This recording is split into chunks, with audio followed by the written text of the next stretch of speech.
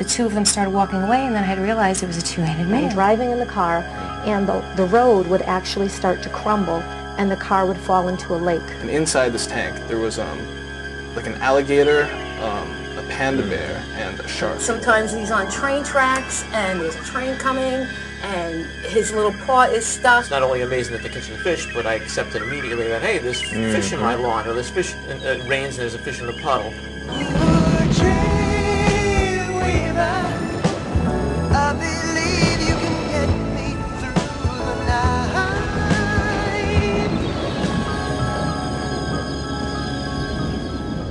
I'm Sandy. I'm 45 years old. I'm a retired New York City police officer, and I am a mother of 2 children. So, Sandy, why don't you tell us about your dreams? Okay, well, first of all, it's always in a big house. It's either a mansion or it's a castle, but it's always one or the other. It always has 2 floors. There's always 10 rooms or more. It's very majestic, you know. There's like pillars everywhere. It's my house, and I should be thrilled, but I'm always very sad.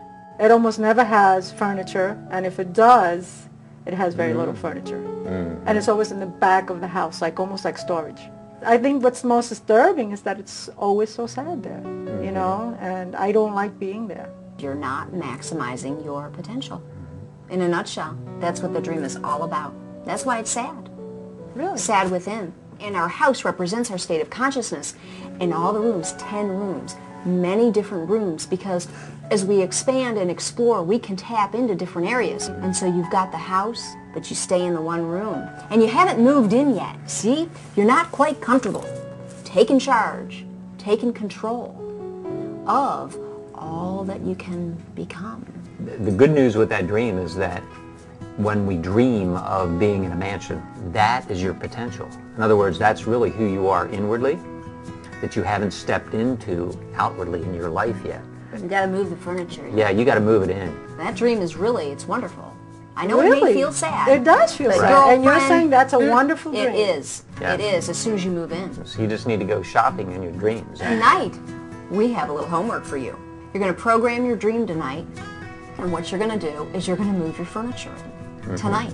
The bizarre part is when you change your dreams, your outer life is just going to blossom. It's going to explode into everything you want it to be. Well, thank you so much. Oh my bet. God. You And dream- lifted such a burden off my shoulders. I mean, Oh. really, that dream makes me, you know, think that that's like almost something that I have to look forward to, and I wasn't looking forward to that. Oh, wow. This is wonderful. Thanks so much for, Thank for you. coming and, Oh my and goodness, sharing thank with you. us. Thank you so much, guys.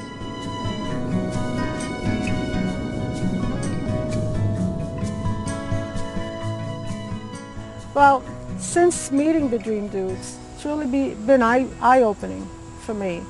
That sadness that I felt in the house, you know, was, it was,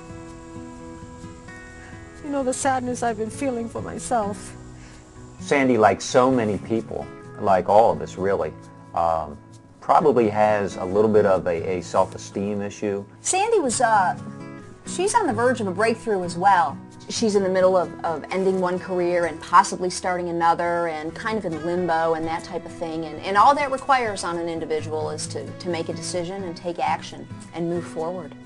The Dream Dudes told me that it's time to move in some furniture. And I've wanted to go to college since I was a teenager, and I never did. And now that I can, I still, you know, had decided not to do it, you know, and why, you know, why? Because I wasn't important enough, you know, and now I am, you know, thanks to the Dream Dudes. You know, I realized that my mansion needed to be furnished, and that's a piece of the furniture. If we look at the positive side, Sandy has an extreme amount of talent and potential that she needs to tap into. Since taking action on my empty mansion dream, I've, you know, I haven't had that reoccurring dream anymore. I've just been doing rather than dreaming.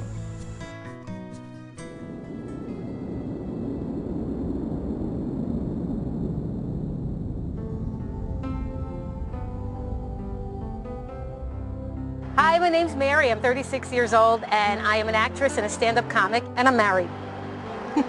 Hey, Mary, how are you? Hi, thanks for having me. Oh, we're so delighted to have you. I have a recurring dream that I'm just dying to find out what it means. Oh, do tell. When it occurs, it's very disturbing. It's very real, and it involves my cat. It starts off where I am holding the cat, and I'm holding the cat tight, and I know in the back of my mind that if I let go of the cat will shoot out the door or run out the window or somehow get outside, Right. and then I know that will be the end of this cat's life. And I'm like holding on so tight, and he's squeezing, and the more he's trying to finagle and get out, the more tighter I'm holding him, to the point where I think I'm actually hurting him. Right. And he somehow always like goes under or around, or he finds a way to get out of my arms. He shoots out a door, shoots out a window, shoots out a ceiling, whatever he's shooting out.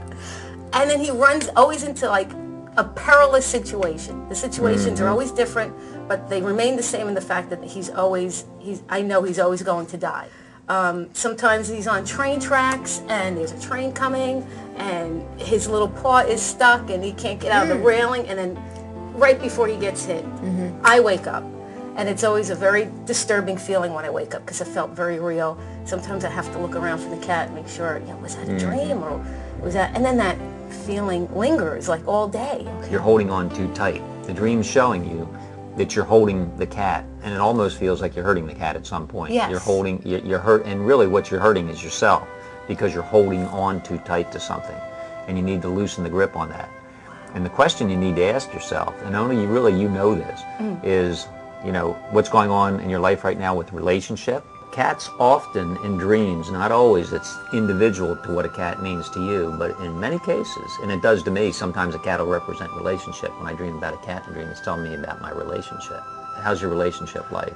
Well, I'm married, and right. it's basically good. But there are times that we've hit really hard, spots. Right. Maybe I'm trying to hold on to him too tight, or the relationship too tight.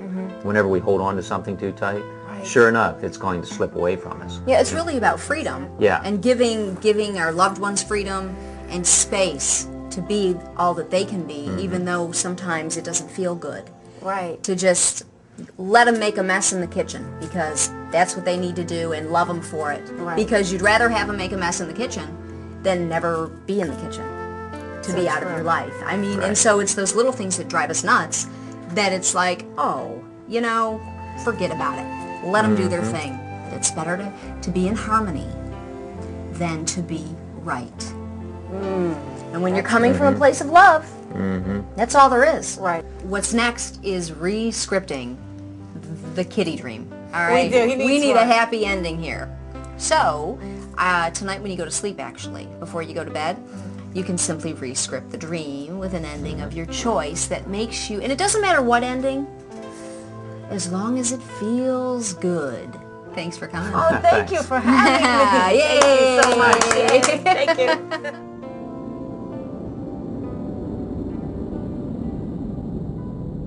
The dream dudes told me to re-script the dream, reprogram it.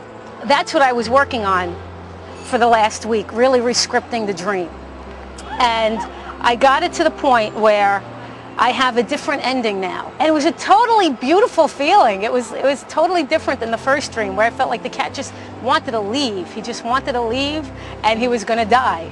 In this dream, I didn't even feel like I had to scoop him up and grab him and hold on to him tight, because I knew the cat was telling me in my mind, you don't have to worry. I'm here. I waited for you. I'm not going anywhere, so you don't have to worry now, because I'm still here.